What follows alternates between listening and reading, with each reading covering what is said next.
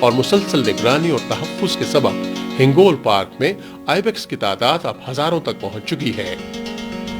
نر بکرے کے سینگ تلوار کی صورت لمبے اور اوپر کو مڑے ہوتے ہیں۔ ہنگول کا موسم اور فضا اس کی پرورش کے لیے انتہائی موزوں ہے۔ یہ اکثر و بیشتر ریوڑ کی صورت میں چرتے ہیں۔ سن 1998 سے سن 2004 کی طویل خشک سالی میں ان کی تعداد بہت کم ہو گئی تھی، مگر اس کے بعد ان کی آبادی تیزی سے بڑھنے لگی۔ انسانی آہٹ اور بو پاتے ہی تیزی سے آنکھ سے اوچھل ہونے لگتے ہیں۔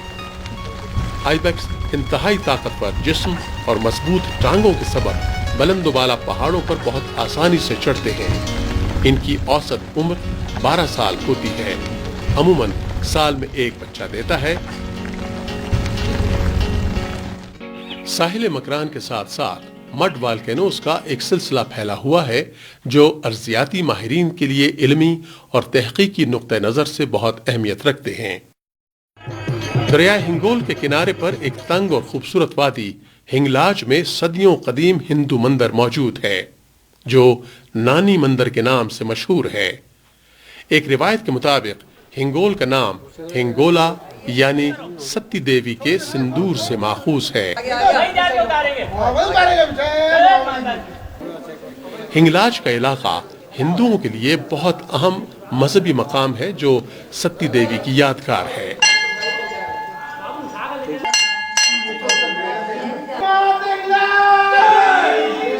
ہنگلاج عام طور پر تمام ہندوؤں کے لیے مگر خصوصیت سے ادشکتی دیوی ماتا فرقے کے لیے بہت اہمیت کی جگہ ہے۔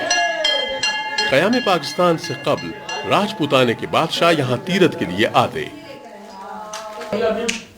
اپریل کے مہینے میں خصوصی عبادات یا تیرتھ ہوتا ہے۔ یاتری یہاں 3-4 روز قیام کرتے ہیں۔ صوبائی حکومت اور ہنگول پارک کی انتظامیہ نے ان کی رہائش اور سہولیات کا مناسب بندوبست کر رکھا ہے۔ یہاں امریکہ، یورپ، انڈیا اور ملک بھر سے سالانہ 30-40 ہزار ہندو یاتری مذہبی رسومات کی ادائیگی کے لیے آتے ہیں۔ سن 2006 میں senior B J P leader جناب جسونت سنگھ یہاں تشریف لائے۔ ساحل کے ساتھ بیشتر علاقے میں ریت کے وسیع اور بلند ٹیلے نظر آتے ہیں جو جنوب مغربی ہواؤں کے سبب جگہ بدلتے رہتے ہیں۔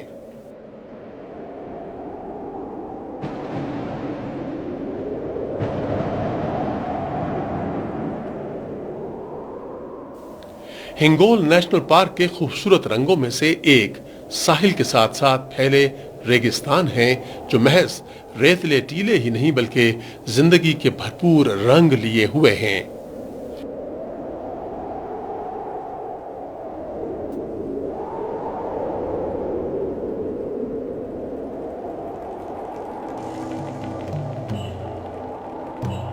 یہ وسیع ریگستانی خطہ ہرن اور اونٹوں کی افزائش کے لیے مناسب ماحول اور فضا فراہم کرتا ہے۔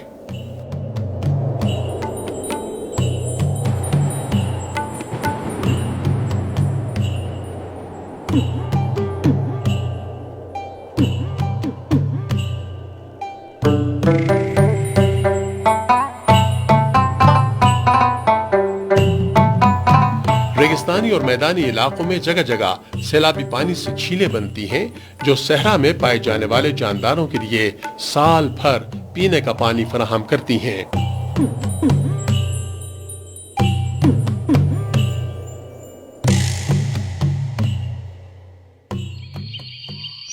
ریگستانی علاقوں میں رینگنے والے جاندار کثرت سے پائے جاتے ہیں۔ تحقیق کے مطابق اس علاقے میں ابھی تک 64 ایمفیبیانز دریافت ہوئے ہیں۔ ان میں 30 اقسام کی چھپکلیاں اور گرگٹ جبکہ 27 اقسام کے سانپ ہیں جن میں 8 اقسام آبی سانپوں کی ہیں۔ ان گوناگوں نایاب اور دلچسپ جنگلی حیات کے سبب یہ پارک دنیا کے اہم ترین پارکوں میں سے ایک ہے جسے بلوچستان کے محکمہ جنگلات اور جنگلی حیات نے انتہائی محنت، جانفشانی اور لگن سے مقامی آبادی کے تعاون سے محفوظ کر رکھا ہے۔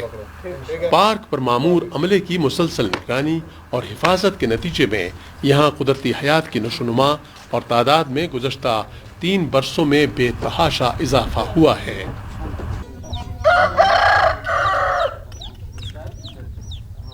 پارک کی حدود اور اطراف میں موجود تقریباً 170 چھوٹے چھوٹے گاؤں اور بستیوں میں آباد 6000 کی آبادی کو ایک مخصوص پالیسی کے تحت پارک کی نگرانی اور تحفظ میں شریک کیا گیا ہے۔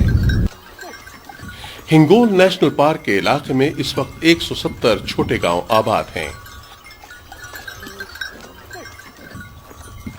جن میں مقامی بلوچ اور لاسی قبائل آباد ہیں جو جوائنٹ فیملی سسٹم میں رہتے ہیں۔ اوسط خاندان 7 افراد پر مشتمل ہوتا ہے۔ عام قبائل میں ڈگار زئی، چنال، منگیانی، امرادی، انگاریا اور بزنجو وغیرہ شامل ہیں۔ ان کا روزگار اور ذریعہ معاش ماہی گیری، بھیڑ بکریاں اور چوپائے پالنا اور محدود زراعت ہے۔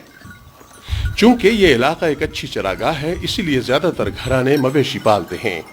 ایک اندازے کے مطابق یہاں 20,000 سے زائد مویشی موجود ہیں۔ اس مقامی آبادی کی شراکت اور مؤثر کردار کے بغیر محض انتظامی طور پر پارک کی قدرتی حیات کا تحفظ اور ارتقاء آسان کام نہیں۔ اسی لیے پارک انتظامیہ مقامی آبادی سے مل کر پارک کے ارتقاء اور تحفظ کے فرائض سر انجام دیتی ہے۔ اس سلسلے میں پارک انتظامیہ اور محکمہ جنگلات و جنگلی حیات مقامی افراد کی کئی طرح سے مدد اور رہنمائی کرتی ہے، جن میں روزگار کی فراہمی کے علاوہ تعلیم اور صحت کے امور زیادہ اہم ہیں۔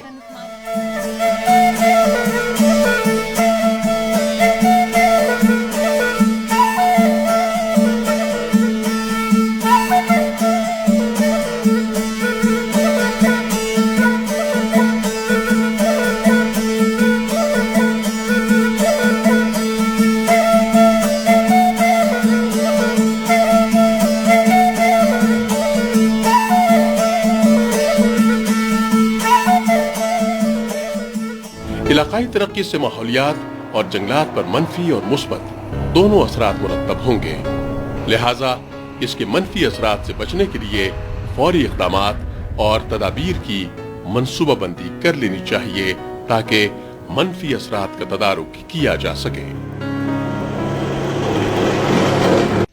اس پارک کی سب سے اہم خوبی یہ ہے کہ یہ ابھی تک تمام آلائشوں اور آلودگیوں سے پاک اپنے قدرتی اور فطری ماحول میں موجود ہے اور انسانی دست برد اور مصنوعیت سے یکسر محفوظ ہے۔ یہی اس کی بقا اور ترقی کا راز ہے۔